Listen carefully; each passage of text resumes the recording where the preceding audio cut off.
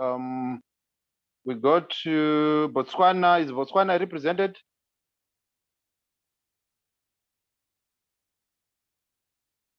Botswana. We go to DRC. Is DRC represented? DRC. Eswatini. Is Eswatini represented in the meeting? Eswatini. We go to Lesotho. Is Lesotho represented? Lesotho. We go to Madagascar. Is Madagascar represented?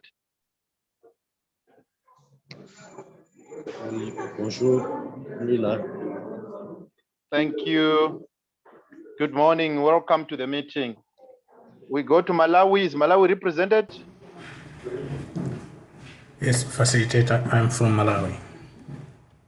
Thank you very much. We go to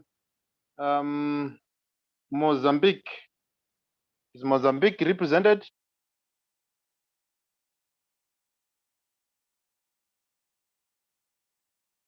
Sorry, I jumped Mauritius. Is Mauritius represented in the meeting?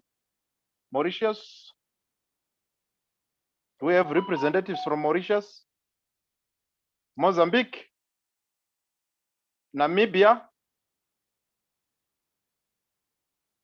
Seychelles? South Africa?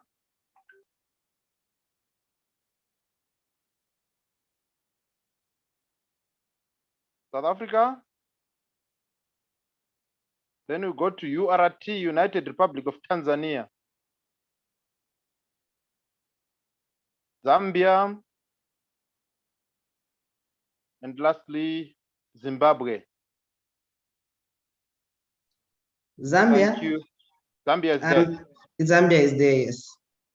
Thank you. Thank you. Welcome to the meeting. Thank you very much.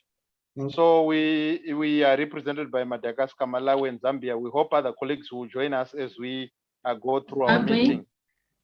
Zimbabwe is represented. Thank you. Thank you very much. Tanzania is also represented. Thank you. Tanzania is also there. Thank you. Thank you. Then we'll perhaps kindly ask. Here. Sorry? Though I'm not from Parliament, but Lesotho is here. I'm a legal professor. Yeah. Thank you, Lesotho. Thank you, Lesotho. When we give you the platform, perhaps we'll ask you then to kindly introduce yourself as you are speaking in terms of your name and the organization that you are representing. Thank you. In the interest of time, let me jump straight to the welcome address. And the one to give us the welcome address is none other than our Secretary General of the SADC Parliamentary Forum, Madame Boemo Sekoma. Madame Boemo Sekona, I leave this time to you to give us the welcome address.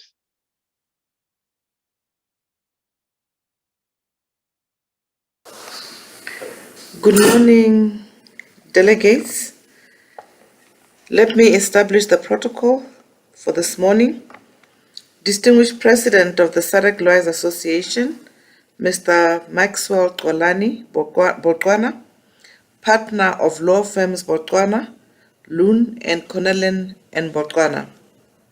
Mr. Daniel Greenberg, our legal drafter for the SADC Model Law on Public Financial Management.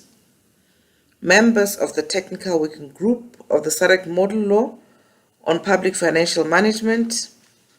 Meeting Facilitator, Mr. Pepukai Chivori, the Director of Budget Office in the Parliament of Zimbabwe. Staff of the SADC Parliamentary Forum and staff of national parliaments. SADC citizens following proceedings on various social media platforms. Members of the media in your diversity. Distinguished participants, good morning, bonjour, bon dia. Dear colleagues and distinguished participants, I send fraternal greetings from the SADC Parliamentary Forum to the SADC Lawyers Association and Financial Lawyers of the region. Welcome to this August event held under the auspices of the SADC Parliamentary Forum. As you are aware, the Forum is accustomed to holding a series of stakeholder consultations prior to the adoption of every model law, and the consultations of the SADC model law on public financial management confirms this long-standing collaborative practice. Distinguished colleagues, first, I wish to thank you for finding the time to attend this crucial consultation. It is indeed laudable that the SADC Lawyers Association, as well as financial lawyers, are interested in the elaboration of a framework for public financial management. Besides being at the center of litigation concerning financial issues, indeed, although legal reforms affect the future and is by nature prospective or forward-looking, without affecting current litigation, the voice of lawyers to the framing of legislation and regional legislative instruments is always important. Distinguished colleagues, the SADC Parliamentary Forum firmly believes that the SADC Lawyers Association and financial lawyers have a momentous role to play in the discourse relating to the consolidation of the democratic drive in the SADC region. Indeed, democratization is highly dependent on social and intellectual movements such as the SADC Lawyers Association, which continuously discuss central themes such as the rule of law, constitutionalism, or respect for human rights, all of which have inherent linkages with public financial management. And let me at this point thank my colleague, Mr. Stanley Nyamahinda, for such a productive collaboration. Dear colleague, in turn, robust public financial management leads to good governance. That is the foundation of a democracy. Regarding public financial management, the intellectual movement of financial lawyers, led by the SADC Lawyers Association, will undeniably have expert guidance to confer on the provisions of the model law, as well as their enforcement in litigation through the court system of the region. Furthermore, financial lawyers are regularly involved in litigation on financial irregularities and misappropriation, and will be able to confer guidance on the adequacy of relevant provisions of the SADC model law on public financial management. Financial lawyers are also acquainted to the court process and will be able to advise on court procedures and evidential issues that may arise with the litigation of financial crimes. They also thoroughly understand the evolving legal dynamics governing money laundering, the necessity to preserve chains of custody, the cross-boundary nature of certain financial transactions, as well as illicit financial flows that transit through Africa. To cite but a few areas of knowledge which hover around the theme of public financial management. Dear colleagues, financial lawyers understand the wide spectrum of public financial management related issues, from civil orders concerning recovery of property to the prosecution of financial crimes and other public financial related offenses. Moreover, they understand the whole public financial management process of the state, which concerns mainly the budgetary exercise, the oversight powers of Parliament through the Public Accounts Committee, the management of the Consolidated Fund, and the functions of the Auditors General. In most jurisdictions, financial lawyers are also appointed to key financial positions, such as the CEO or chairperson of the Financial Services Commission, the Registrar of Companies, or the CEO of state investment companies due to their legal knowledge and expertise in the world of business affairs. Financial lawyers are thus multi-talented individuals that have remarkable experience and knowledge on public financial management and are accordingly apt to enlighten the way regarding regional legislative initiatives on public financial management, such as the model law before us. Dear colleagues, today we kindly expect that you engage openly and frankly with the legal drafter and the rapporteurs on the appropriateness of the provisions of the model law from a litigation perspective.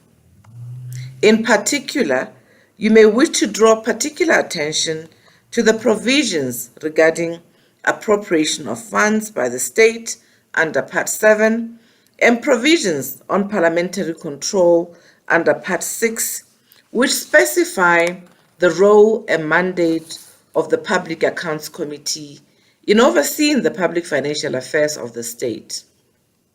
You may wish to note that the Public Accounts Committee has the leverage to interact freely with stakeholders involved in public financial management, thus including financial lawyers. Dear colleagues, as financial lawyers who are practicing in the contemporary fast-paced environment, you'll undoubtedly have views on the regulation of cryptocurrency under Part 12.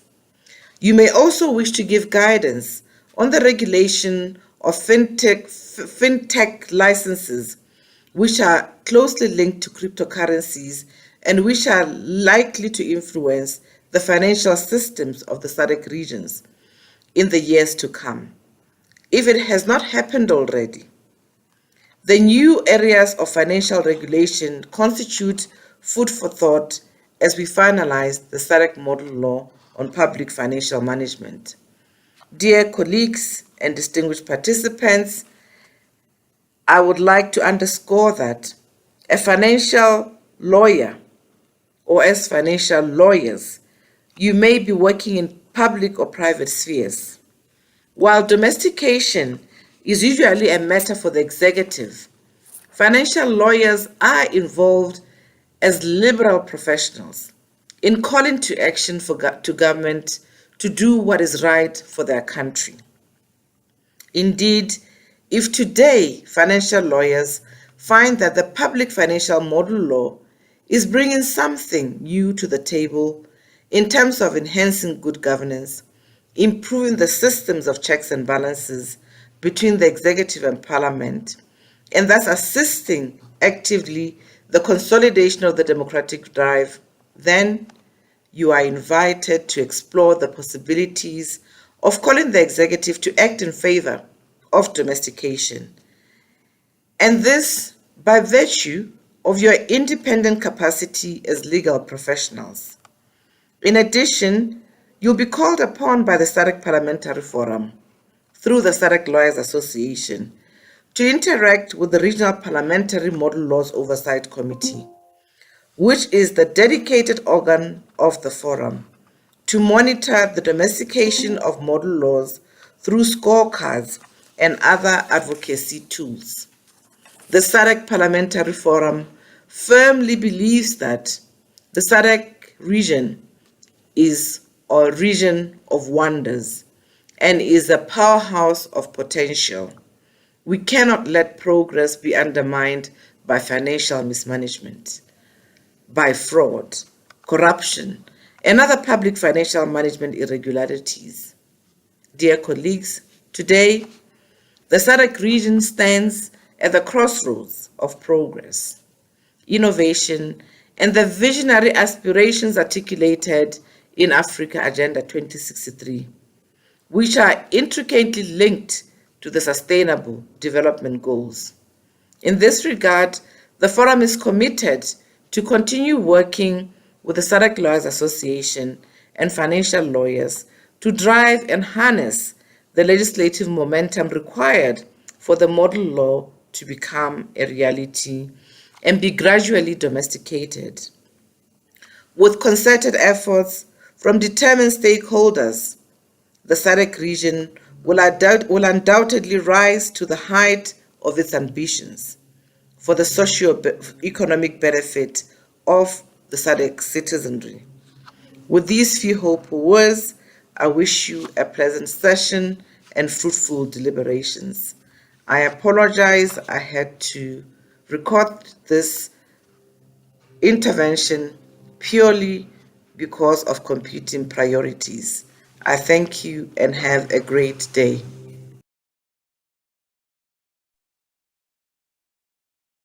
Thank you very much to Madam Boemo Sekoma, our SADC Parliamentary Forum Secretary General.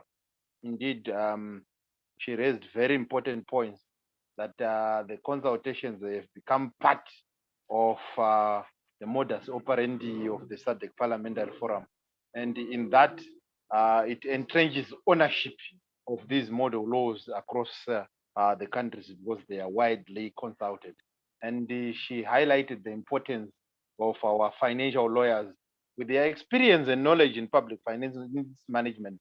They will really assist and guide us, guide the legal drafter, guide the rapporteurs from a litigation point of view, and from also highlighting the key aspects in the model law relating to cryptocurrency regulations, relating to fintech financial systems.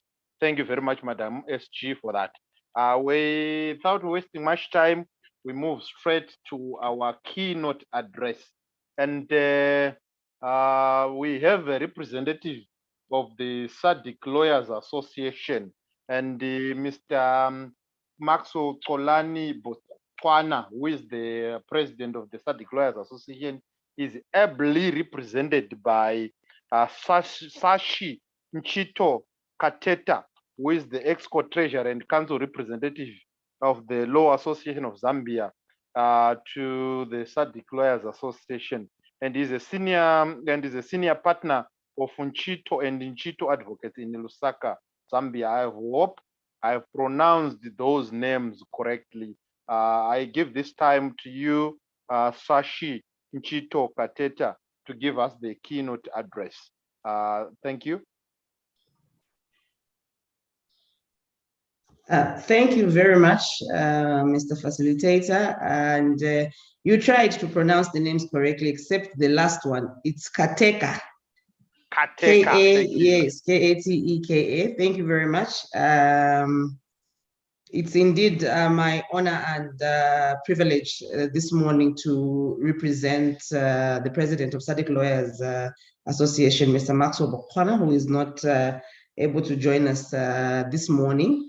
And as I present his remarks, please allow me to ride on the protocols that were established by Madam SG, and I will proceed into giving the remarks. Thank you very much. As SADC lawyers, we believe that this legal drafting exercise is aimed at curbing corruption to increase the chances of domestic resource mobilization in SADC member states. It correlates with the core pillars of strategy of the legal profession enunciated in SADC Lawyers Association strategic plan. The focus of the legal profession is shifting from mere policy development to institutionalization of global accountability frameworks. Measurable outcomes based on sound policies and laws with accountability are the sole key to meeting our targets on democracy and development. The unmitigated failure by our governments to stem corruption and to hold accountable those public officials that do not meet the minimum standard of their performance is the greatest impediment to ending poverty on our continent. We realize that financial management is not an end itself. It is, however, crucial to the successful functioning of any country since it relates to how resources available to the fiscus are used. Considering that the public sector is service delivery driven, the analysis and evaluation of management performance is different and more complex than that of the private sector, which is driven by profit incentives. In the public sector, economy is measured by the relationship between quantity and quality of resource inputs and its related costs. Efficiency is measured by the relationship between resource inputs and outputs, while effectiveness is measured by the extent to which outputs accomplish set outcomes. Appropriateness is measured by the extent to which program outcomes meet the real needs of the community, which also form part of government's priority. A public financial management framework has subordinate treasury regulations, and their implementation interacts with the various relevant treasury components. Lawyers, therefore, have a key role to play in each of these processes that must be informed by the key competencies and capacities that this exercise helps to identify. In this regard, workshops will be required to increase lawyers' understanding of regional and international legal instruments and to build their capacity to foster the justice system's involvement in the control of mechanisms of public finance and the fight against impunity for mismanagement of public affairs. Madam SG, key questions based on the ethics arise on the role of lawyers. Are they beholden to lawyer-client privilege when during the course of advice a public sector client violates the law and misappropriates public resources? Is it enough to simply renounce agency, and what more can be done? Further, there is a challenge of our colleagues in the public service. Do they honor the code of ethics and ignore the commands of their employer?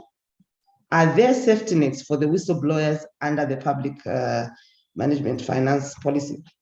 From this brief interrogation, it is clear that the core principles of the public finance management framework must be embedded in the respective codes of ethics of the legal profession. These are readily available tools for fostering the implementation and knowledge of public finance management within the legal profession. As we move towards concluding these remarks, I continue to hammer on the role of lawyers. Conclusão do...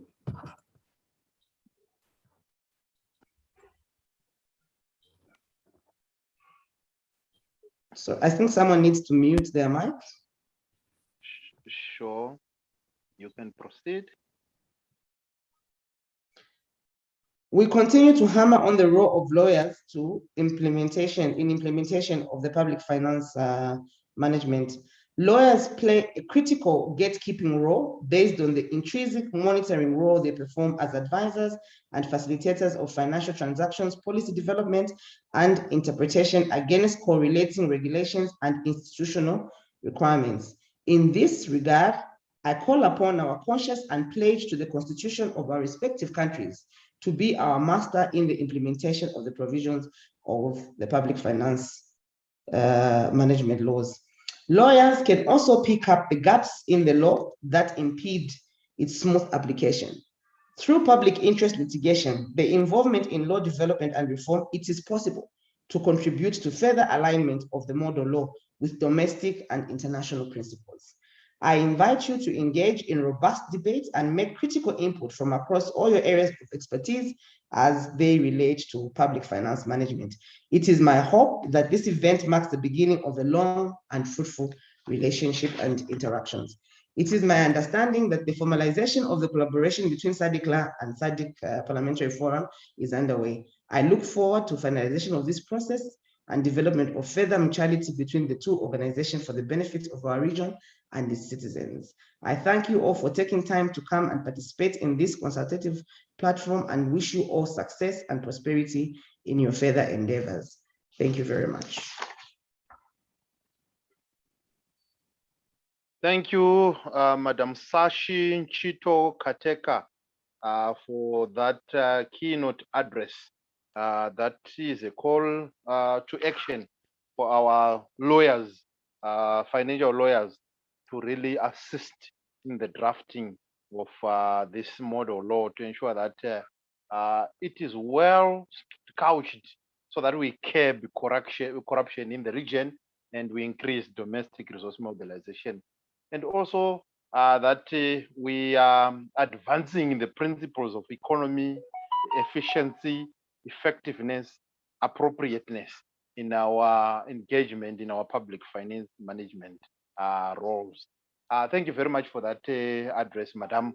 And without much further ado, we move to the next item on our program, where we are going to see a video clip that will be played, and the video clip resonates well with why we are gathered here today. So let's pay attention to the video clip, and that video clip will also assist us as we engage and partake in the discussion for this model law.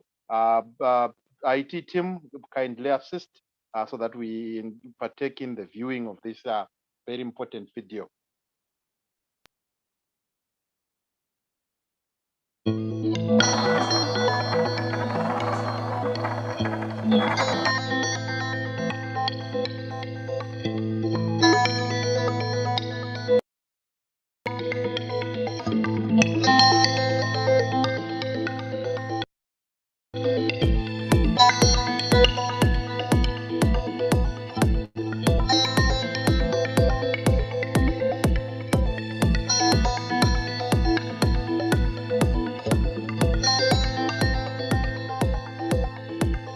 This is not about a campaign against multinationals just blankly. We would like to see clean businesses who come here, pay their taxes when they work with us.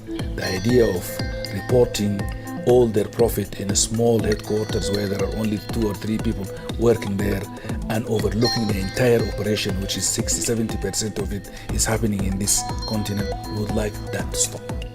Curtail abusive transfer pricing, for example, trade misinvoicing, for example. There's a lot of work that remains to be done. We must indeed achieve the objective of stopping the bleeding, of retaining these resources on the continent, which are illicitly flowing out of the continent. These scenes are not so dissimilar to one that happens every day across the African continent. A businessman goes into a bank and makes a transfer of funds to an offshore company. Little questions are asked and millions are funneled out of the country electronically in a matter of minutes to a territory where little or no tax is accrued. This scenario is also surprisingly legal. A senior government minister collaborates with a mineral company executive to stash money and profits earned illegally in a foreign bank. A woman gives $5,000 to a man in the hopes to get her whole family across the border illegally. This is a human trafficker. He deposits the money in an overseas bank where it is cleaned and legitimized. All these are examples of illicit financial flows, or IFFs. Money leaving the continent, being funneled into international, global, already developed capitals and depriving African national economies of vital liquidity and resources. The campaign to stem IFFs, or previously termed capital flight, is by no means a new phenomenon and has recently received a boost by the revelation of the Panama Papers, an unprecedented leak of over 11 million files detailing wealthy individuals and numerous multinationals exploiting secretive offshore tax regimes has elevated the issues of illicit flows to the forefront of the global agenda and media scrutiny. The establishment of the high-level panel represented a watershed and new strategy to combat the illicit flows. All started on a Sunday in Malawi. We were preparing for the opening of the African Ministers of Finance, Planning and Economic Development Conference in 2010. The room was full. We were really surprised with the response. And those who attended, they said, no, this has to go to the ministerial proper the following day. And we had a 2 hours discussion on it. And African Ministers of Finance, in their wisdom, they said, no, this is a development issue that is too important for the continent. We cannot allow this continent, the poor part of the world, to subsidize the rich part. I sometimes refer to it as being like a hydra with many heads. And a strange hydra, when you cut some heads, by the time you get to the 7th head, the first one has regrown. It's so dynamic, it keeps on changing shape and form. So we have to be resolved to the fact that we will always be chasing finding out new ways of illicit financial flow and trying to deal with them. That's the first thing. GFI analyzes illicit financial flows, not only out of Africa, but out of other parts of the world as well. We did a study of illicit money going out of Africa. We were asked by UNECA to come and discuss it. We did so. This is going back 5 or 6 years now. UNECA was frankly fascinated with our analysis that the commercial component of illicit financial flows is bigger than the corrupt component of illicit financial flows. Because, quite honestly, the media had been for years enjoying its criticism of Africa for the amount of corrupt money that is going out. So we came along and said, yes, corruption's a problem, but the biggest part of this is commercial. According to GFI, these are the 3 clear definitions of IFF as seen before earlier: corruption, criminal, and the commercial aspect. The estimated 50 to 80 billion US dollars that the African continent loses annually in illicit flows is about double that what the continent receives in ODA, or official development assistance. Moreover, based on the methodology of the Economic Commission for Africa, abusive transfer pricing and misinvoicing, the underreporting of amounts produced and profits made are another major source of commercial illicit funds lost forever.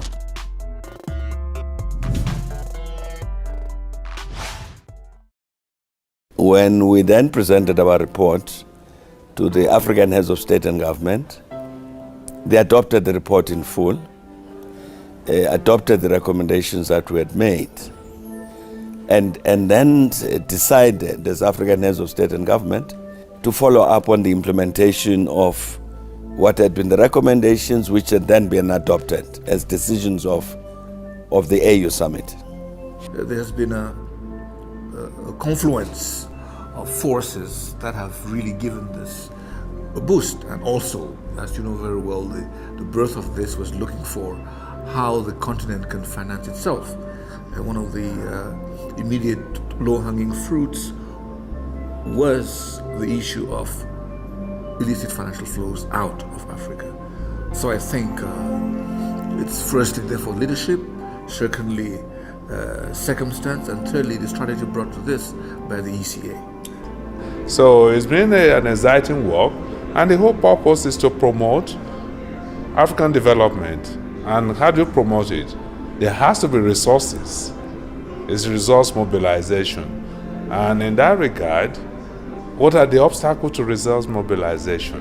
And one of the obstacles is illicit financial flows from the continent. There is really nowhere else on the continent where there is a plug-in for policy and legislative shifts that we need to make on the continent to defend our outflows, other than currently the high-level panel. And they're doing a tremendous job because they've gone from beyond the report and letting it gather dust in somebody's office, but also looking at the systemic work that needs to be done, work with regards to policy and policy shifts, both at the ministerial, Ministry of Finance level, as well as bringing in civil society and regional organizations to make the necessary policy shifts that we require. It's good work that they do.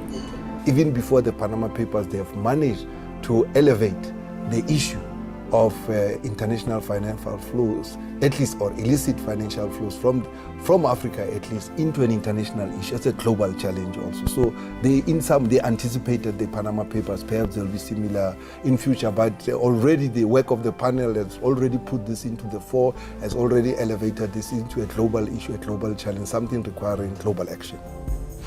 Illicit flows have steadily increased over the years in scale and magnitude, and fundamentally undermine our ability on the continent to achieve our sustainable development goals, impede transparency, and risk further increasing inequality and poverty. The campaign to stem IFFs is now galvanized under a wider context, incorporating an array of actors from civil society, tax and governance advocates, and government and parliamentarians. We wanted it on the global agenda it is now on the global agenda. So there are many people who are part of this campaign to stop the continent bleeding of these resources. So it's governments, it's civil society, it's business, it's everybody. Our role we see as bringing the interests of citizens on the table to ensure that the design of policies that will ultimately curtail illicit financial flows and ensure domestic resource mobilization are policies that are not also at the same time leading to increased inequality and having a situation where it's already the poor that are already carrying the burden that are going to suffer out of that. And for that to happen, you need to have civil society organizations in the room to create that critical mass of actors to be able to again, demand that the politicians and the governments actually fulfill their commitments, honor their commitments in terms of what they said they are planning to do to curb illicit financial flows. Firstly, do you even know that there's IFFs? And if you do, what does that mean to you as a political party? In election campaigns, in parties that are in parliament, because we just say MPs, some come from ruling parties, some from opposition. Those that are in ruling parties, how are you influencing your own ruling party in terms of IFF? But more so, because parliamentarians get a budget for constituencies, are you taking this as an issue at constituency level, where you are saying in terms of mobilization, how do I take this message and explain it to an ordinary African? I mean, Panama Papers came. For Africa, we say they came, they are gone. For most African communities, it has meant nothing. People don't even know what that is. So we are saying at APNIFT, it is your role as an MP to take this message to that lower level, because these are the people that vote and keep governments afloat. If they are not empowered to know what is going on, they are never going to hold governments accountable. Accountability is also in need of another key building block to fight illicit flows: capacity. Capacity building of appropriate institutions across the continent is key to improving skills and enforcing financial retention. We begin to see that capacity challenges or the lack of capacity is a critical issue for combating illicit financial flows and stopping the bleeding. In particular, one area where African countries have big problem is actually implementing the legislations and the laws that they have for money laundering and for corruption and for all kinds of activities, illegal outflow of funds. And so we're working very hard to strengthen these institutions so that they can become more effective in dealing with these issues, and they become better coordinated in terms of what they do.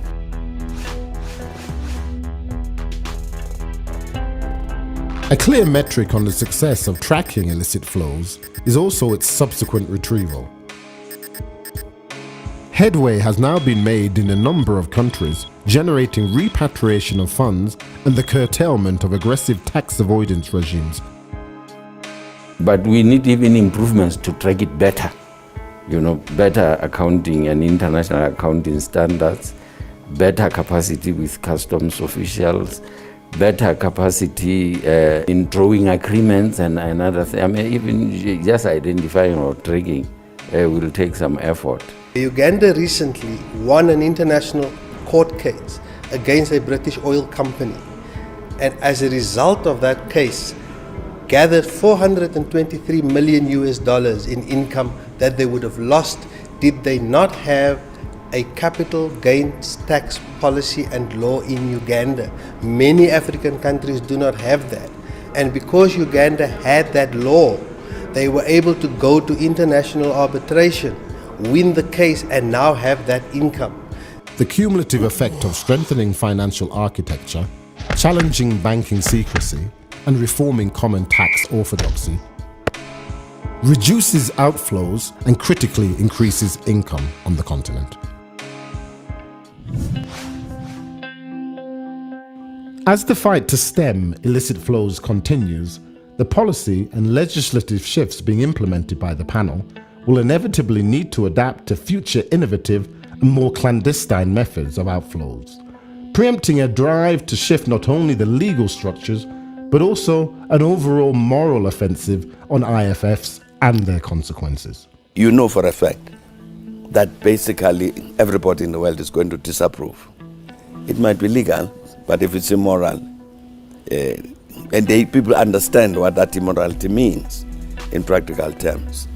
But secondly, I think there's much greater commitment among governments throughout the world that where legislation doesn't exist, it must be passed.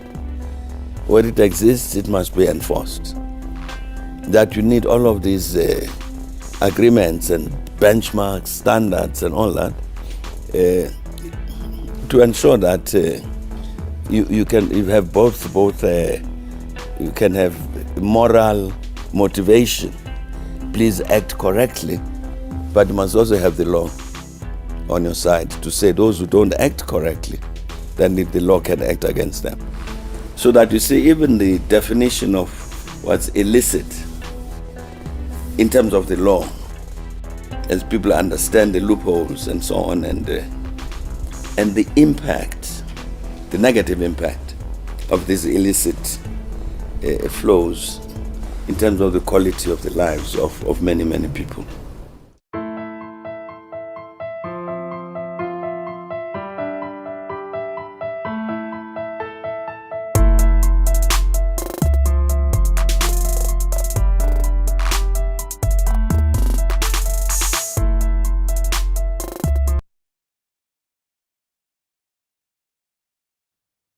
Thank you, our IT, for that very informative video on illicit financial flows, which are an impediment to our efforts to raise resources domestically and to development in general in our continent. Thank you very much. We are not poor as Africa, but our choices are making us poor, because we have been told we are losing up to 50 to 80 billion annually, and that's double what we are receiving through official development assistance. And that is definitely undermining our financing of our health, our education, our infrastructure, our public services. And there's really need to make sure that we combat these illicit financial flows. And one way of doing it is we've come up with this model law that will assist our policymakers, our legislative drafters, to address all the relevant areas in need of legislative reform without usurping the powers of the powers that be of national legislatures to determine the context, extent, style, and form of their national laws. So without much further ado, we move forward on our program. We are now supposed to receive a presentation on the model law on public finance management. And Mr. Daniel Greenberg, our legal drafter, is a prior engagement today, but he is ably represented by Ms. Kahaki Jere, our learned rapporteur, duly instructed by Dr. Greenberg, who I said there's a prior engagement. So Ms. Kahaki Jere will take us through. As she takes us through, let us take note, let us pack our comments at the end of her presentation, then we'll engage as we make interventions that will lead to our strengthening of this model law. Ms. Kahaki Jere, I give you the floor to take us through the SADC model law on public finance management.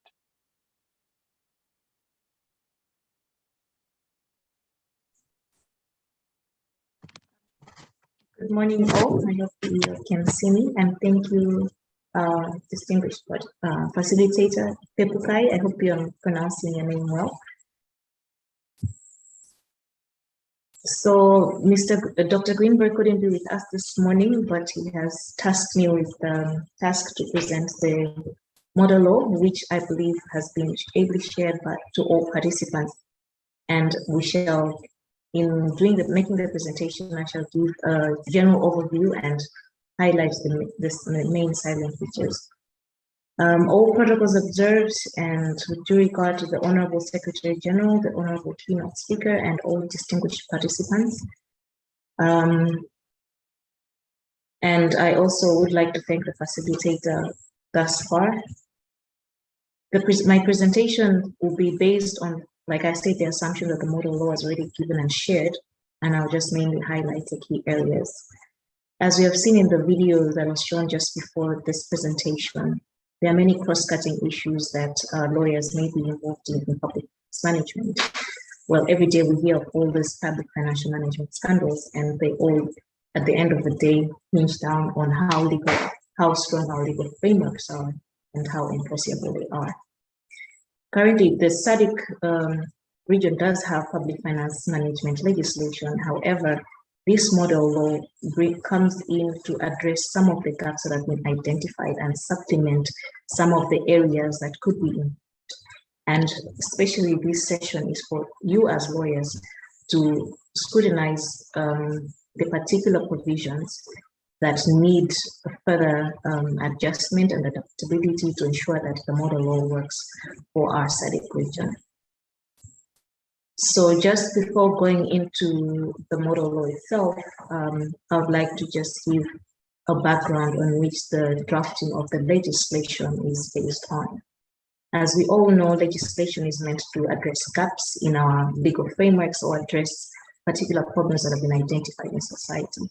As we have seen highlighted in the video, the public finance management scandals continue to be perpetrated in our society, regardless of the fact that we have legislation. So this model law then, like I said, aims to address these gaps. However, in so doing, it has been constructed in a way that it aims to strike several balances between competing interests so that the law does, at the end of the day, become a workable legal instrument for our region. So, like I said, the model law aims to strike several balances, and the first one is between simplicity and certainty. We have seen it is quite not so lengthy model law, but it does contain quite some detail that will be adapted by member states when it is adopted. So by the provisions aim to be as simple and as clear as possible, while at the same time providing sufficient certainty to make sure that the law is workable in our regions. And the second balance that the law aims to strike is between accessibility and accuracy. We all know that the users of this is quite a technical area, and the users of this law are both technical and citizens. So the model law is crafted in such a way that it is supposed to inspire confidence in the citizenry, that everybody should feel that they're able to understand its provisions, taking into account that it's quite a technical area, and that by the fact that the citizen is able to understand it and the theoretical underpinnings of that legislation, they're able to question and bring their respective governance institutions to check and call for them to account for what they're required to do as the public finance management. The other balance that is sought to be struck is that between clarity and flexibility. So I'll highlight this towards the end by using an example. So the model law is also forward-looking in the sense that it does provide for eventualities that maybe as of now we don't understand yet. As lawyers, we know that the law cannot provide for each and every eventuality, especially now in public finance management, because eventualities keep coming up. For example, we consider the recent trend which is going on, or rather the state of affairs that have been brought about by the COVID pandemic. Nobody foresaw this, but then our public finance management legislation has been there, and it has, to some great extent, still managed to work. But right now, we now have identified gaps that could be improved upon to cater for unforeseen eventualities and emerging crises. And another challenge when trying to strike this balance is because it is not possible to ensure that all the areas are covered. So the provisions are crafted in such a way to ensure that the principles that are highlighted in the law are robust and clear, but do give sufficient leeway to public officials to be flexible when a need arises. So one area of flexibility will be in the area of, for example, budgeting and public expenditure. For example, it provides for the leeway to have supplementary budgets and environments. As much as this is not the norm, but the law does recognize that there are instances where this need might arise and there is room for that flexibility. So, however, as much as it lays down the norm that should be used in all instances, there is that flexibility that the law provides for, while at the same time upholding that parliamentary oversight must be key in all the dealings of public finance management. And another balance that the law aims to strike is between principle and enforceability. We as lawyers all know that we do not simply rely on morality. Yes, that is the underpinning of the legislation, but the law has to be enforceable. So the values on which the law is founded are provided for in the law, and these have to be well understood for them to be enforceable. So the principles aim to lay down the values and the principles on which the law is based, especially for instances where the court is called upon to interpret the law. So the model law in the preambular parts does provide for the principles on which the law is based. And another key issue to take into account when considering this model law is the importance of contextualizing the model law for each jurisdiction. So the model law does give just a model framework, a broad-based framework to be adapted by individual member states when adapting this law to their particular legal framework. So in a way, it does aim to complement what, for example, is laid down in the individual constitutions of the SADC member states and the main overarching public finance management foundational legislative framework. So the ultimate objective is for the model law to fit in with the legal framework and not contradict the provisions that are already in our various jurisdictions. But where there's that variance, it aims to provide some complementarity while at the same time upholding the various principles that have been laid down. So that's just a general overview. Now I will go to the main parts of the law. The law, I will not share it, I will not highlight share my screen, but I will just highlight the main salient features of the various parts of the law. So the law is provided into 16 parts. We have the preambular part, which lays down the aspirations of the law and what it aims to achieve. Thereafter, we do have part 1 of model law, which provides the scope and application of the law. The law will apply to governments and all ministries and state governments, local authorities, state-owned enterprises. So basically, the whole arms of government are covered under this law. And then we have part 2, which is a very key and important part of this legislation, which lays down the aims and objectives of the law. Clause 9 of, yes, sorry, can you hear me? I request the participants to mute their gadgets. They are receiving feedback. Distinguished participants, kindly mute your gadgets. We are receiving some feedback. Thank you. You may proceed, madam. All right, thank you. So part 2 of the model law lays down the aims and objectives of the model law, and clause 9 in particular provides for the purpose of this act. So the aim of this act is to foster accountability, transparency, and independence, and modernity by providing for an efficient and effective process to be followed in relation to the raising of public revenue, expenditure of public money and resources, the accounting of that money, and parliamentary oversight of public resources. These are very important objectives because at the end of the day, it flows down to what is provided for in clause 10, which are the measurable outcomes. This is very key because the citizens who will have access to the law should be able to hold the public bodies to account for the public funds, which at the end of the day are expended for the benefit of the citizen. So these measurable outcomes do act as a benchmark for measuring activities of public expenditure. So clause 10 lays down the main measurable outcomes. We have clause 10(1)(a), which lays that in exercising powers in relation to public financial management, public officials shall aim to optimize public revenue and expenditure. They're supposed to improve sustainability for future generations and to ensure that parliamentary oversight and accountability is as effective as possible. So these are the measurable outcomes by which citizens can call their governments to account for the public expenditure of the public finance for the public citizenry. Then the reason why these clauses are not in the preamble is because these are enforceable provisions. They can be used by the court to interpret the implementation of the PFM legislation.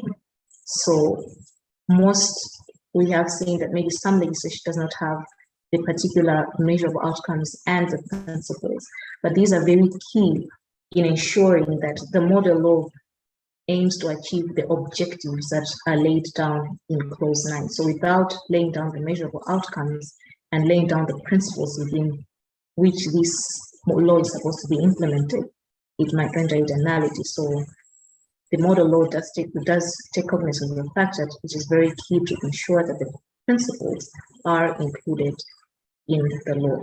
So clause 11 highlights the principles on which the law is founded on.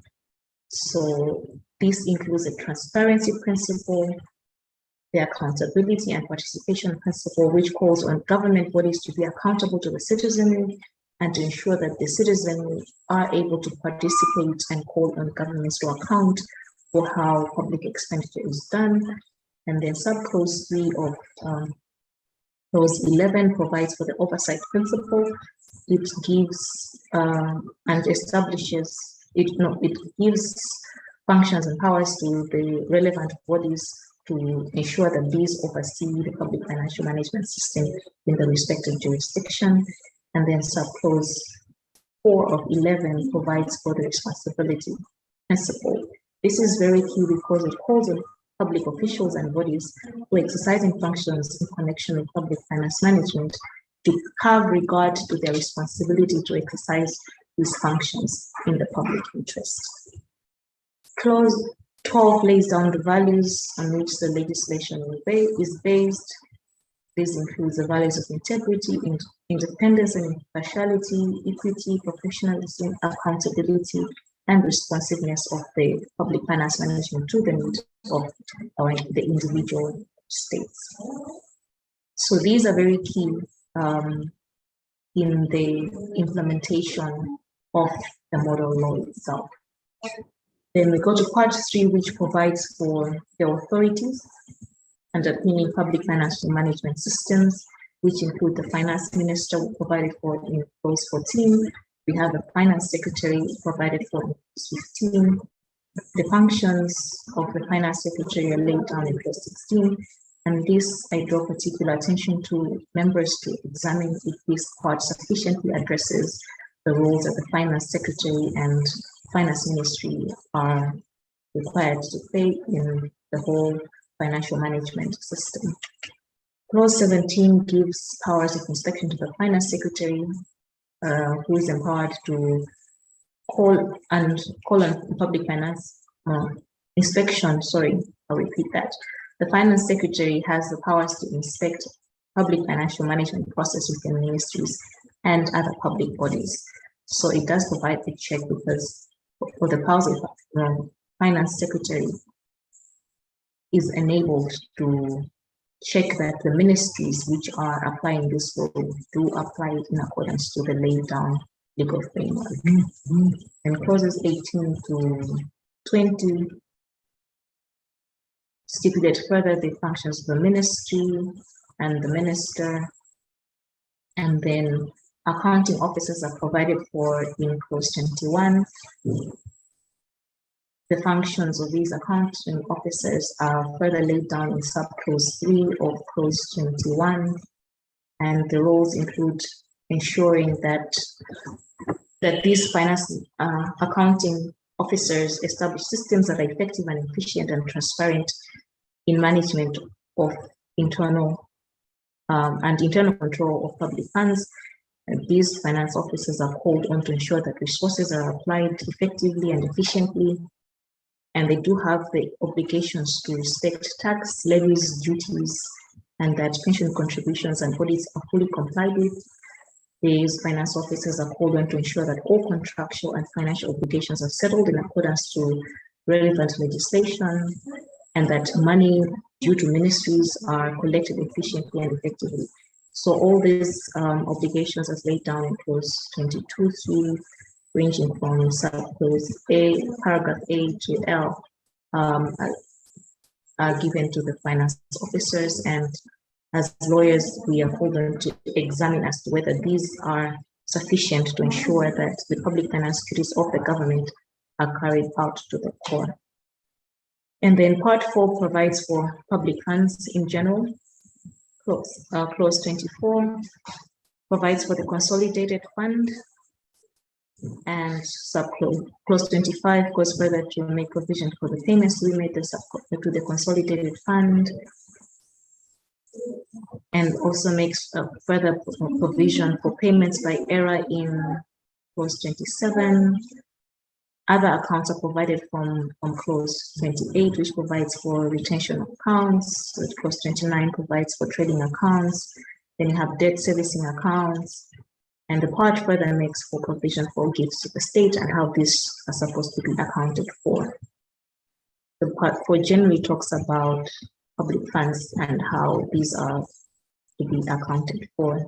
Then we go to part 5, which makes provision for supply and appropriation systems. It talks about how appropriate funds are to be issued, appropriations in aid is provided for in clause 33.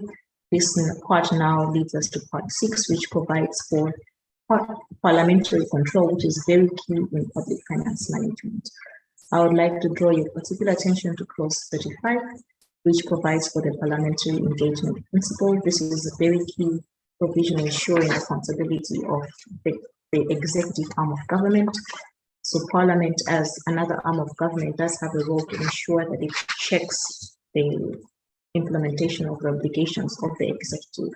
So in particular, clause 35 provides that Parliament should use the full range of mechanisms available to it for purposes of overseeing and controlling the public financial management process.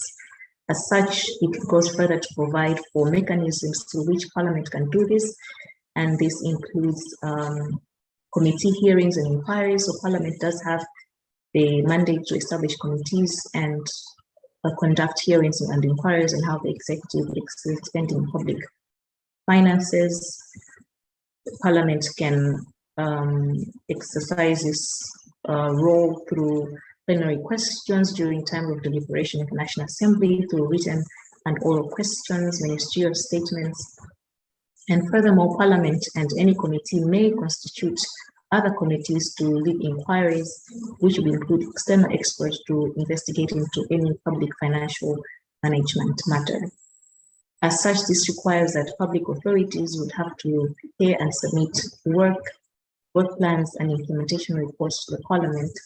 So the whole clause does lay down a lot of obligations which the executive does have, and the Parliament can check at any point in time to ensure that the legal framework is complied with the expenditure of public finance. So as participants, you're called on to examine whether this adequately gives room for Parliament to check the executive in the execution of its functions. And this part further provides for the appointment of the Auditor General in clause 36. It provides for the mode of appointment of the Auditor General. There could be various ways in the respective member states, but it ensures that there's the provision ensures that there's transparency in the appointment process. And then clause 39 gives powers to the Auditor General to review accounts of the government. So specifically clause 39, in addition to the specific functions of the Auditor General has the right to undertake a review of the accounts of other financial records and affairs of any public authority.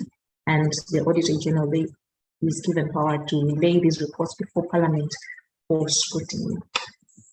And then clause 40 does provide for and recognizes the role of the National Audit Office and the general functions of that office. Clause 43 provides for audits and opinions. And then clause 44 provides for the Public Accounts Committee of Parliament.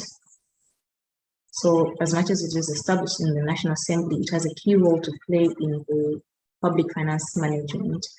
And the model law recognizes that the Public Accounts Committee shall regulate its own procedures.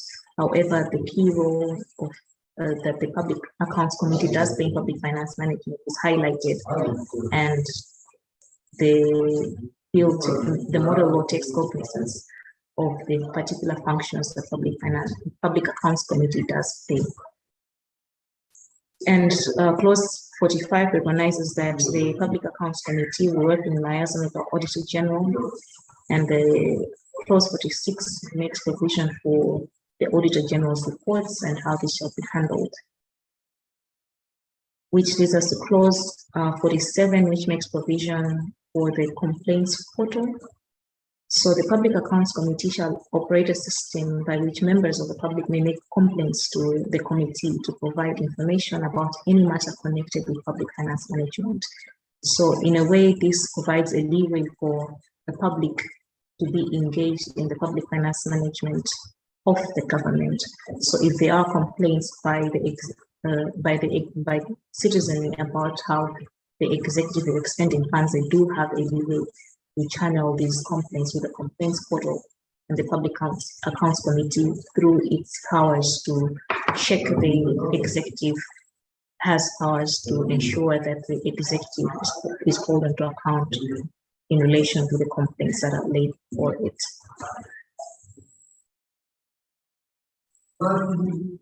And then furthermore, clause 45 provides for whistleblowing, which also includes, this shows that the citizens will still be engaged in public finance management.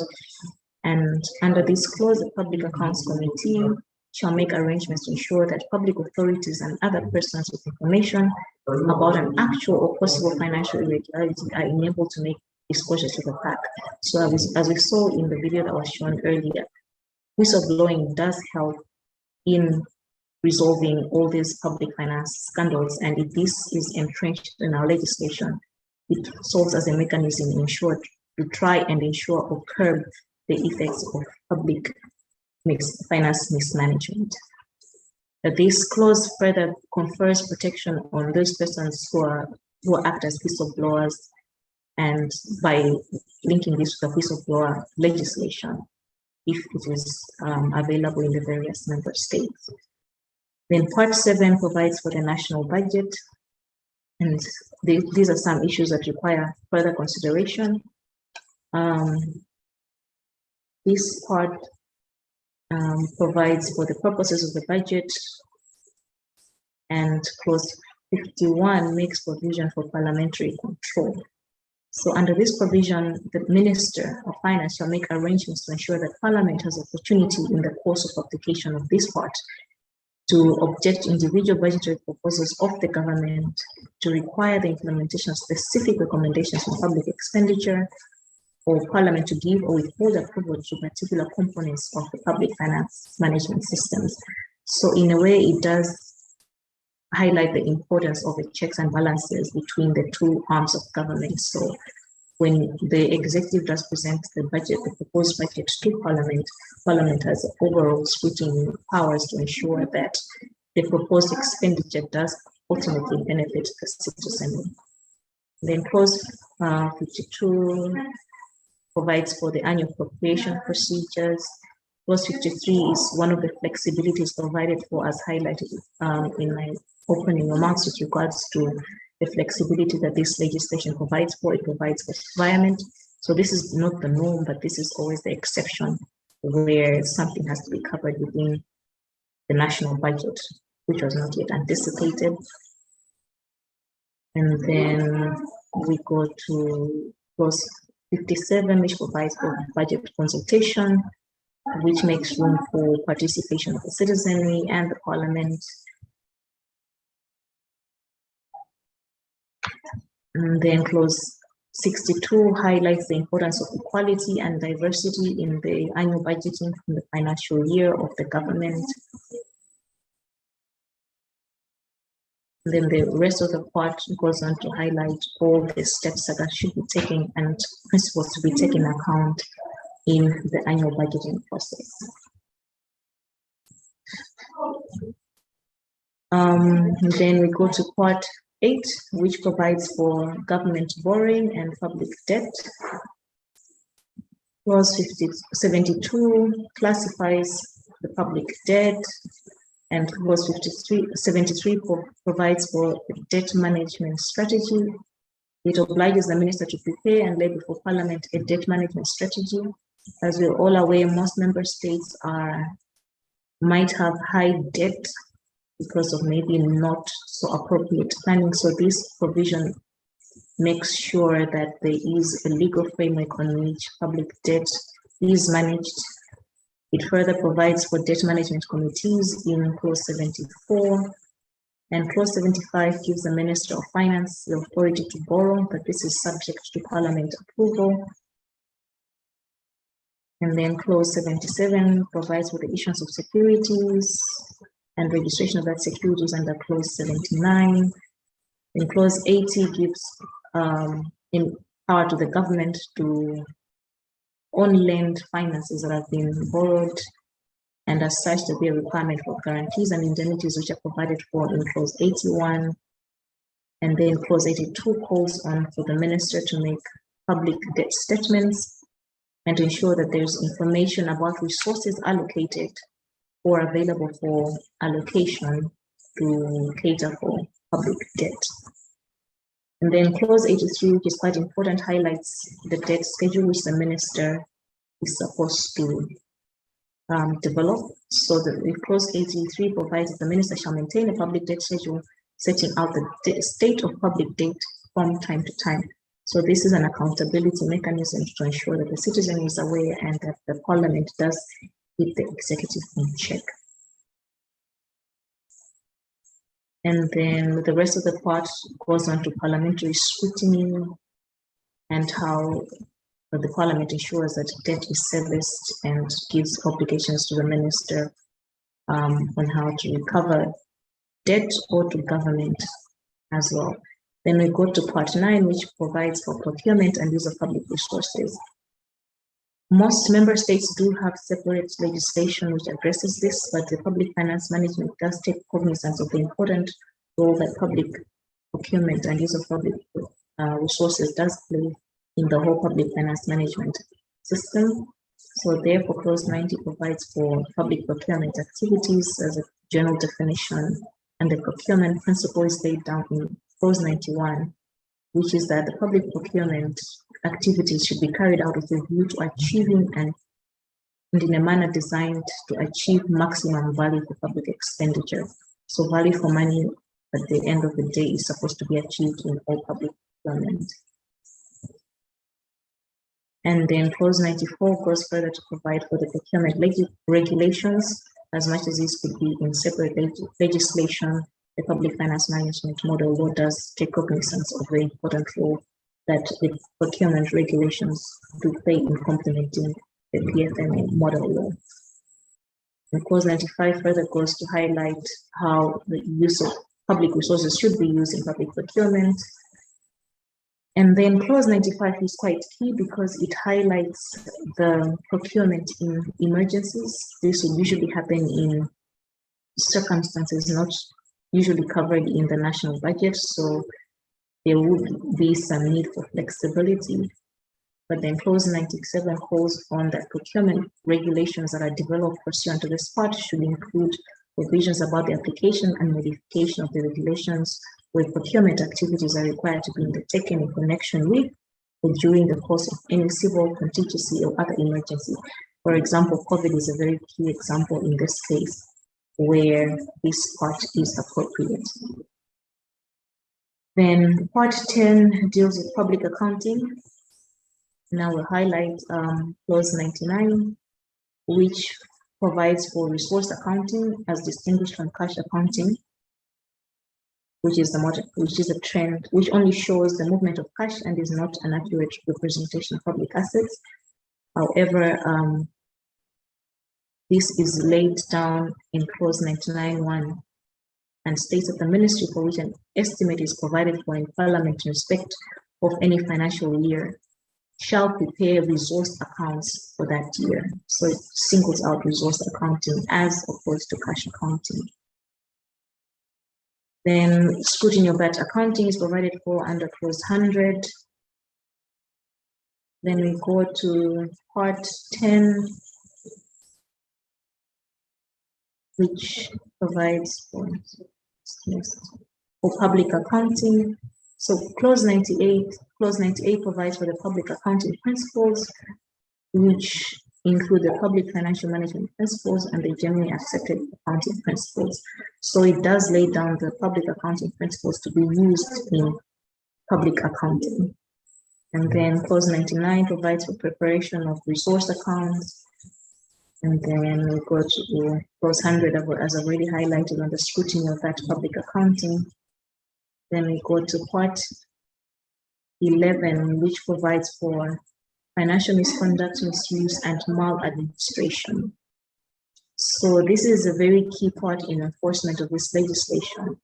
And it starts by defining who a public official is, because this is the official that has the obligation to implement the public finance management obligations and also is called on to account for that financial management. And any breach of the obligations laid in this act would be termed financial misconduct, misuse, or maladministration. So then clause 109 goes on to lay down the public financial misconduct, and the penalties are left to the individual member states to decide based on the gravity of the misconduct. And then clause 110 lays down misuse of public funds as one of the misconduct. And clause 111 is quite key because it states what maladministration is. And this is a broad term that needs to be scrutinized as to whether it is adequate in this particular scenario. But to a greater extent, the model law does try to capture the scenarios that may be considered as maladministration.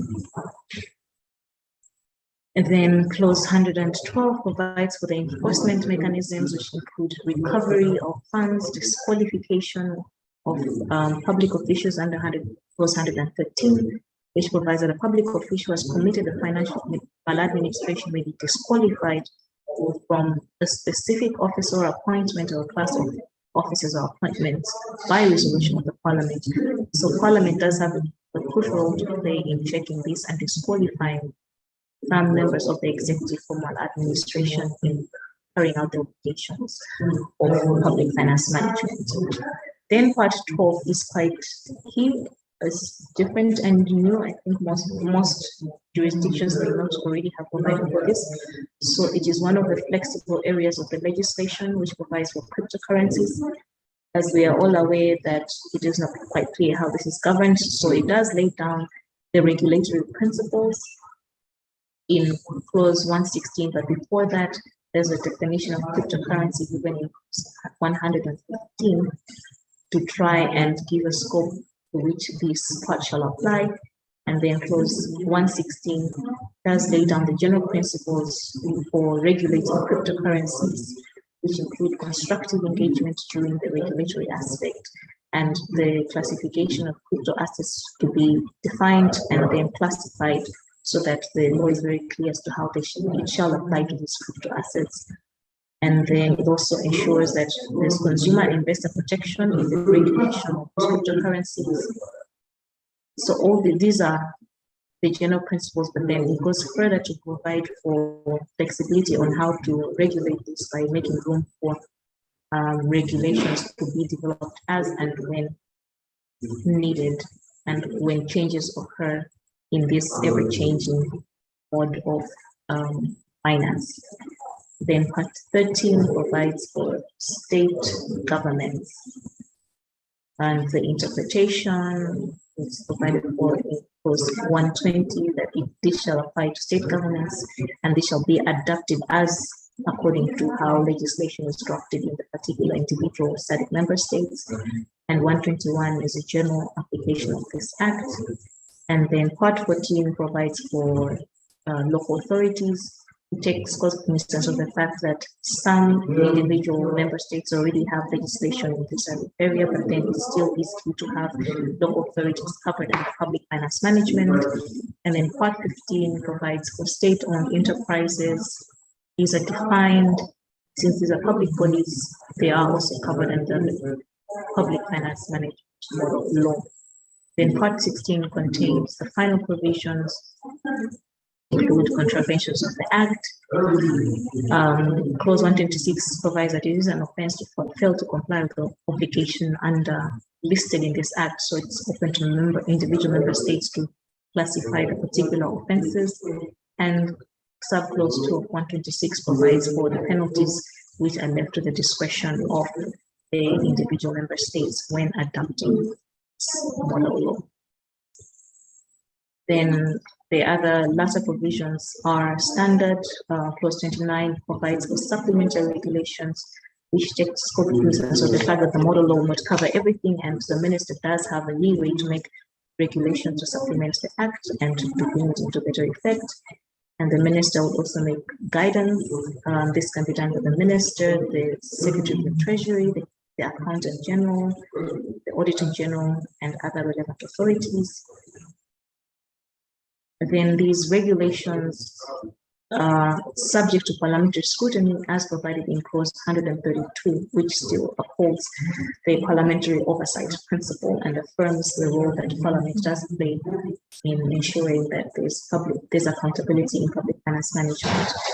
Clause 133 provides for commencement, and the latter part, including transitional provisions, repeals, and revocations, shall be adopted in accordance with the individual SADC member states. The schedules are there just for guidance, so these do form part of the law, but will be adopted by the member states in accordance to how their legislation is structured.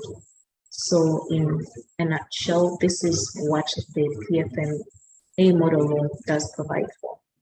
Thank you.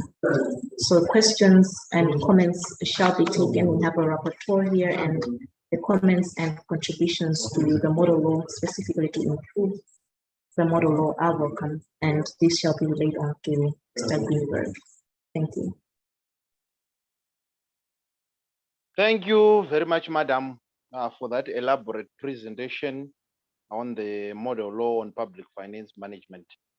Colleagues, we have been taken through the model law on public finance management, and we are now going to open the floor for any interventions, comments, suggestions on how to improve the draft model law that has been laid on the table for us.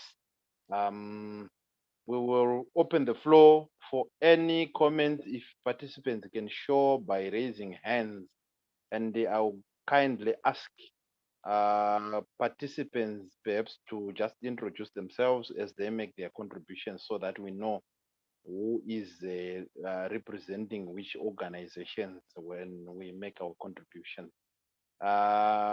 Before we go in country by country, the floor is open for anyone just to show by raising of hands who may want to make any contributions. Then we'll then go country by country if time permits. Thank you. The floor is open. Let's make the contribution.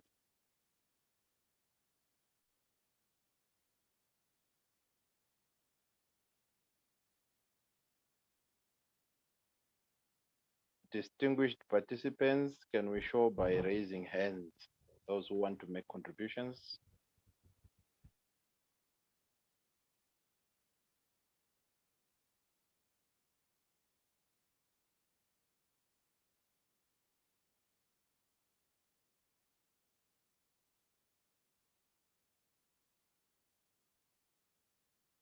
Hello.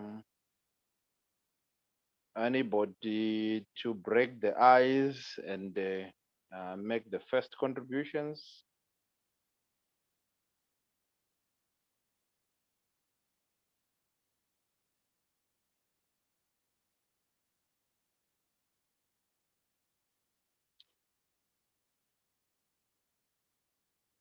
or we are still digesting what has been presented before us before we can make contributions?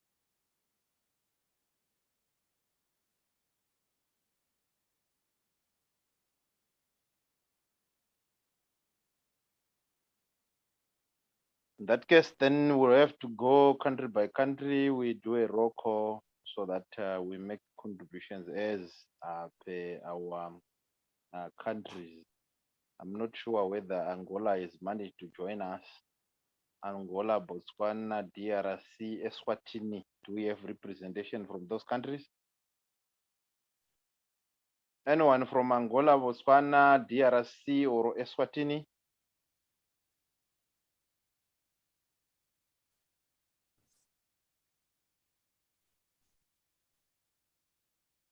If not, we proceed to Lesotho. Distinguished participants from Lesotho, you can proceed, just introduce yourself, then you make your contributions. If not, you just introduce yourself so that we know you are here and you don't have any contribution to make. Hello.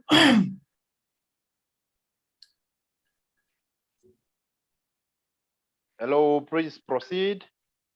Thank you so much. I'm Mamufute Gale from Lesotho. I'm a lawyer by profession. I'm currently working for SAFAID. I really don't have so much questions regarding this model law, save to applaud the drafters of the law. We are still digesting, and I think we're very happy it has opened our eyes in terms of accountability, in terms of public finance management, which I, for one, I didn't know that lawyers have that big role to play in terms of public finance management. I'm really grateful, and we have learned a lot. And as the law is finalized, or as you finalize everything as SADC, at the SADC level, we'll make sure as lawyers that we push countries to adopt the SADC model, because I really think it's going to keep so many things. It's management of funds, but of importance also looking at the funds that we have lost through illicit capital flight. I'm really excited, I'm really excited, and we can't wait for the adoption of the law. Thank you. I don't actually want to reduce the payment. I want to finish sooner because there's Hello. There's someone who is speaking. Hello, colleagues, can we mute our microphones? And I will shout. Okay, sure. Colleagues, can we mute our microphones? Thank you. The distinguished participant from Lesotho can continue. Should I start over? No, we had you. If you have any more. Thank you so much. I thought, okay, thank you. No, we had you. Thank you. Thank you very much. I hope you are done. Yes, I'm done, sir. Thank you. Thank you very much. Thank you for that contribution and comment. We proceed to Madagascar. Distinguished participants from Madagascar, you can proceed to maybe introduce yourself and make your contribution.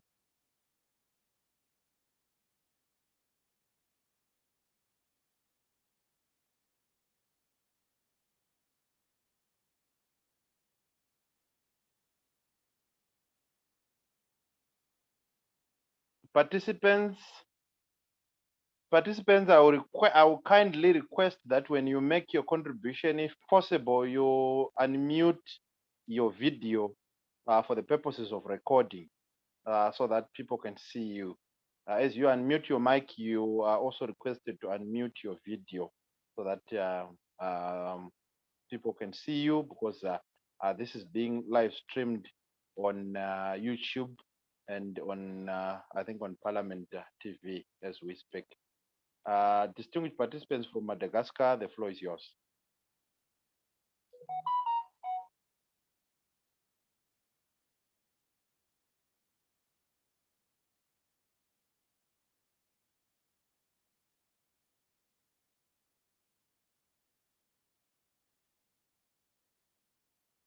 We may have to speak Madagascar for now and proceed to Malawi. Distinguished participants from Malawi, the floor is yours.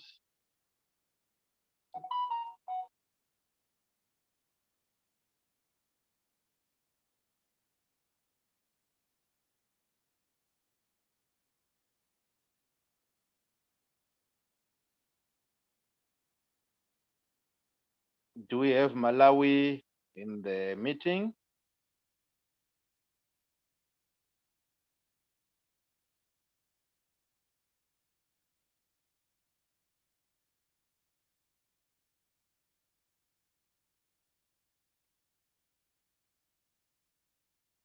Malawi, I'm calling upon you to make your contribution.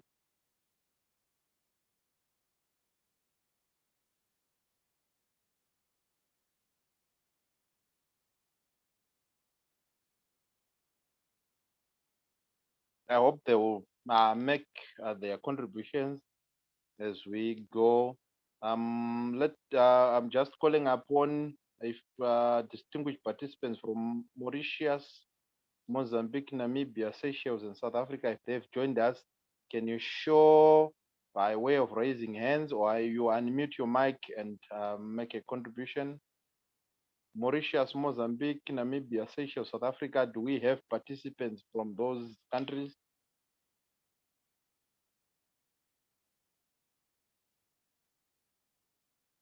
Do we have representation from Mauritius, Mozambique, Namibia, Seychelles, South Africa?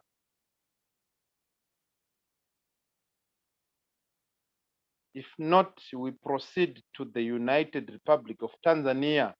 Distinguished participants from United Republic of Tanzania, you can unmute your microphones and videos, introduce yourself and make your contribution.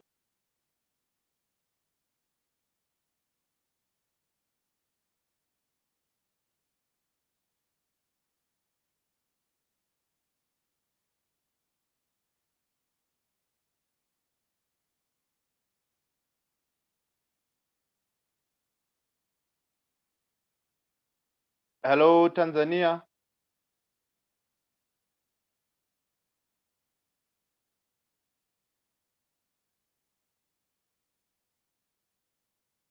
Tanzania, can you hear me?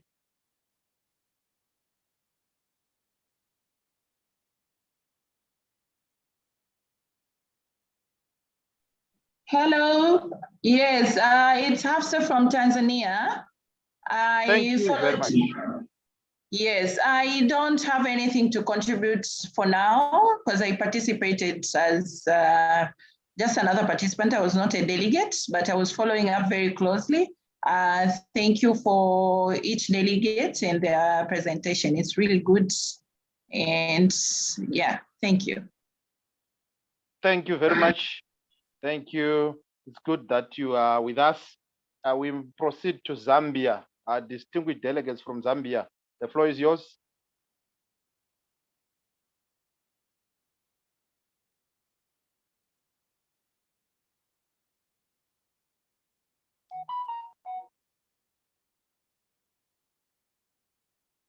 Zambia, the floor is yours.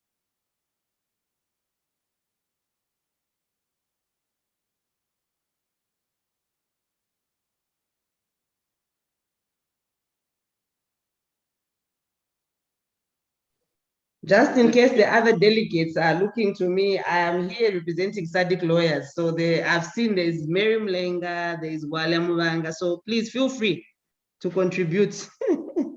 Sure, if you don't have any contribution, you can just unmute your mic and your camera. You introduce yourself, then you indicate that you don't have anything to add.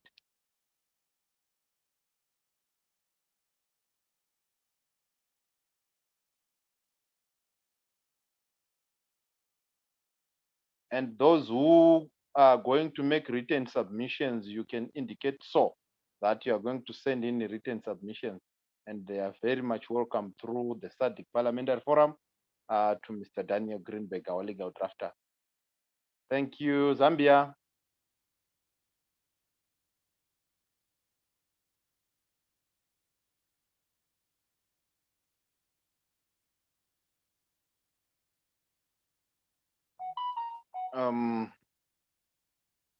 Seems there's no one from Zambia who is hearing me. I have to proceed to call upon Zimbabwe to make their contribution. Distinguished participants from Zimbabwe.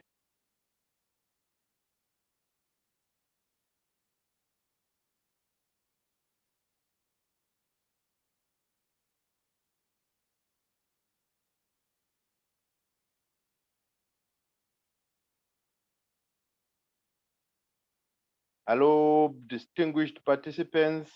Are we together? Are you following this meeting?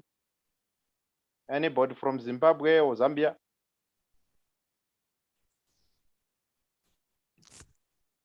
Yeah, through you, Mr. Chair. Yes, sir. Sure. I think while colleagues are still probably ruminating on the presentation, just to make a general observation with regard to the content of the public finance management model law, with regard specifically to the legal profession, you know, one of the key issues which I did pick up from the keynote address was that while lawyers are placed in very vantage points in regard to reporting, assisting in financial transactions, especially advising, and in many cases signing off on the legality of those transactions, you find that this is done by a law firm and expert lawyers. They have a very peculiar challenge in that they are conflicted when it comes to certain duties that are obviously vested in the legal profession when they work with their clients. So you talk of the attorney-client privilege and the requirement to disclose when certain things are obviously not above board. Lawyers, the debate has been going on, and I think I'm calling upon the drafters to keep thinking about this issue of disclosure when it comes to lawyers, both in government and outside of government, because certainly there is a level of disclosure that they must make, but there is also a certain level of disclosure that they cannot make. And this has been the reason why issues of illicit financial flows and financial intelligence have been at loggerheads with the legal profession. And right now there's a huge debate on how the legal profession is going to reform self-regulation in order to meet the financial transaction standards of the global flow of capital. And in many jurisdictions, this has changed. I think Canada is one jurisdiction that I would encourage, the drafter to look at, so that you can find out what sort of concessions the legal profession has made in self-regulation, and how this can be reconciled with the realities or practicalities on the ground in the jurisdiction that we have. So that was just on the back of my mind, not to prescribe any form of drafting per se, but to say, can we look at some external experiences while we borrow best practices? Thank you very much, sir, for that contribution on the issues of conflict and the need for self-regulation. I hope our rapporteurs have captured that. And if there's anyone who wants to make a contribution on the same subject matter or a response, you are welcome to do so. And if there's anybody to make another contribution, the floor is open. Distinguished participants.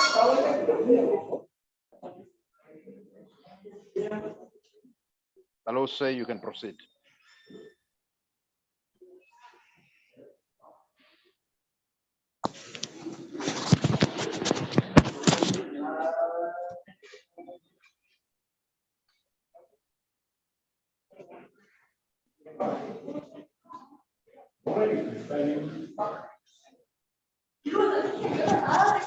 Mr. Solonia Ina, you can proceed. Oui, merci, monsieur le facilitateur. Mesdames, messieurs, bonjour. Je suis Soumniaïna Diamarmanana, représentant de l'Ordre des avocats de Madagascar. Tout d'abord, nous tenons à féliciter l'organisateur d'avoir pris l'initiative d'élaborer cette loi type. Cette action arrive au bon moment, dans le sens que ici, à Madagascar, le chef de l'État et la justice mènent une politique qui ont les mêmes objectifs et l'esprit de cette loi type. Si on ne parle que de ce qui se sont passés cette année, beaucoup de gestionnaires de finances publiques sont poursuivis, arrêtés pour cause de détournement et non-respect des lois concernant la gestion des finances publiques. Sur ce, donc, on vous encourage de poursuivre l'effort entrepris et ce au profit de l'intérêt général et surtout la population de la région de SADC. Je vous remercie. Thank you very much for that contribution and encouragement and for sharing such information. We feel encouraged and indeed what we are doing will make an impact in the region and across. Thank you very much for that. Any more contributions, distinguished participants?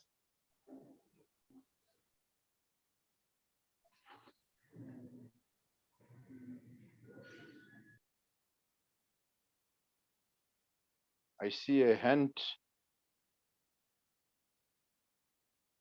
I see a hand from Mr. Solonia Ina. I'm not sure if it is a new hand or it's a hand that you raised when you spoke earlier on.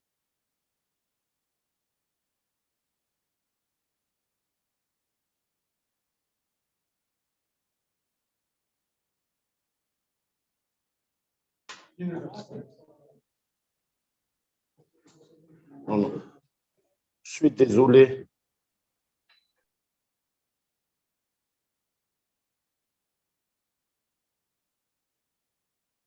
It's okay.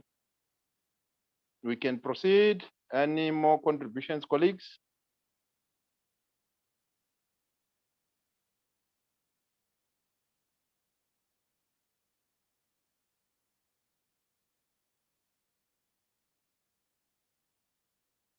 I don't see any hands, and I have to do again a roll call to be sure that there's no one who is left behind in terms of making contributions.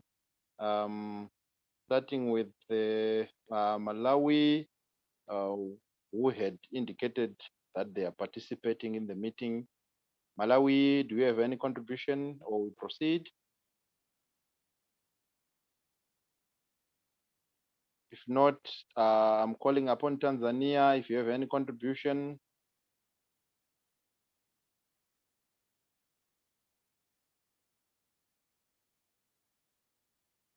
Zambia, any contribution from Zambia?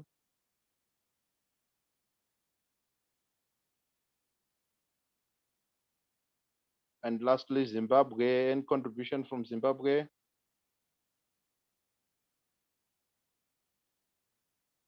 Thank you. I don't see any hands. And colleagues, kindly note that you are free to engage with our model law drafter through the SADC Parliamentary Forum. Your contributions are most welcome. You can send in written contributions through the Secretariat at the SADC Parliamentary Forum. I now hand over the floor to representatives from the Secretariat at the Parliamentary Forum for any final words before we close the meeting.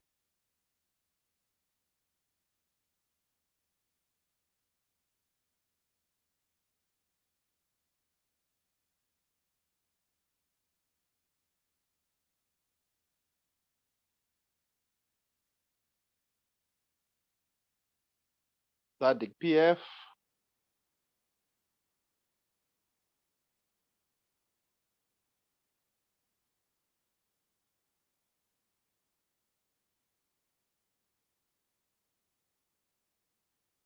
Hello, anybody from the Secretariat?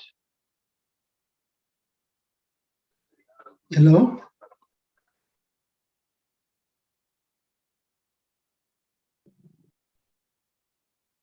Hello, am I audible? Yes, we can hear you.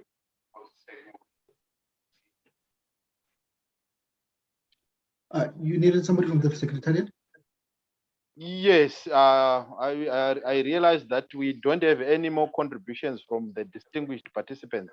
So we wanted to close the meeting, and I was inviting anybody from the secretariat maybe for the final words before we close the meeting. Just a moment, let me just get Miss Yapoka in. Okay.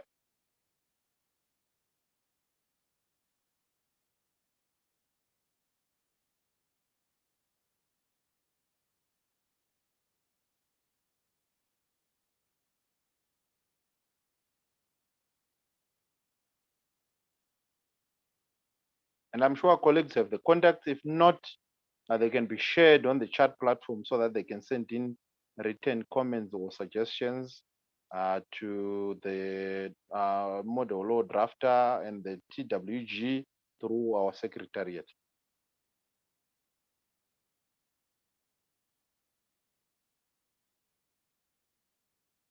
I'm seeing they've shared the email. So suggestions and contributions can be sent through pfm at sadcpf.org. pfm at sadcpf.org.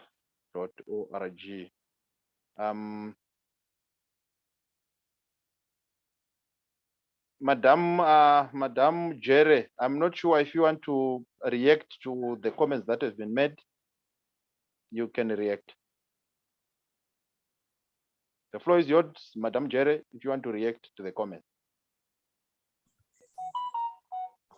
Thank you once again, the guy. I still hope I'm pronouncing it right. And to all the, all right, thank you.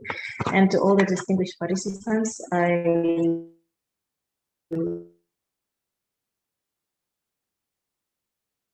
comments, and that they do recognize the importance of this legislation, but as highlighted by one of the participants, who's also the rapporteur, that the importance of the public finance management law cannot be overemphasized, and the role that the legal fraternity does have to play, as much as they do. It's very true that we have one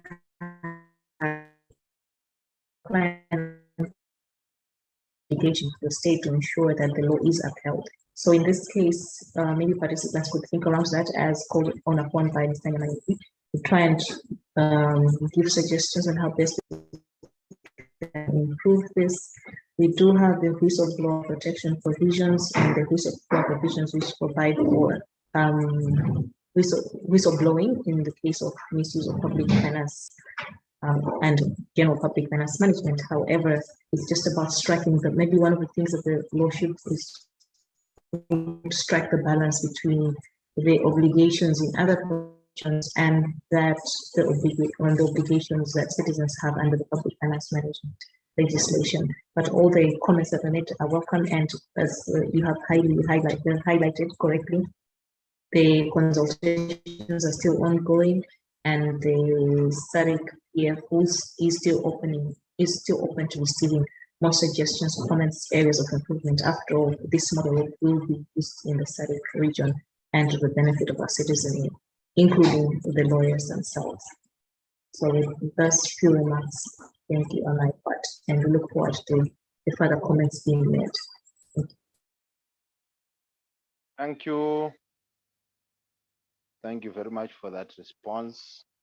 I'm not seeing any hands or anybody interested to make any further comments. I had requested for the Secretariat to give us the way forward before we close the meeting. Do we have any member to give us the parting shots before we close the meeting? Good afternoon, Mr. Shigore. No, Yes. we don't have anyone officially coming to close the session, but we have come to the end of the session, and we would like to thank everyone of the distinguished participants who participated in the session today for availing their time and taking and providing comment on the draft. And we request them to also submit their written comments on the email that has been provided on the chat box. And also, thank you very much for participating. And yeah, that's it. We can close the meeting, I think. Thank you very much. Have a good day, everyone. For availing their time and taking and providing comment. Bye, everyone. Thank you very much. Bye, It was a thank pleasure you. interacting. Thank you. Thank you for. Bye. Thank you.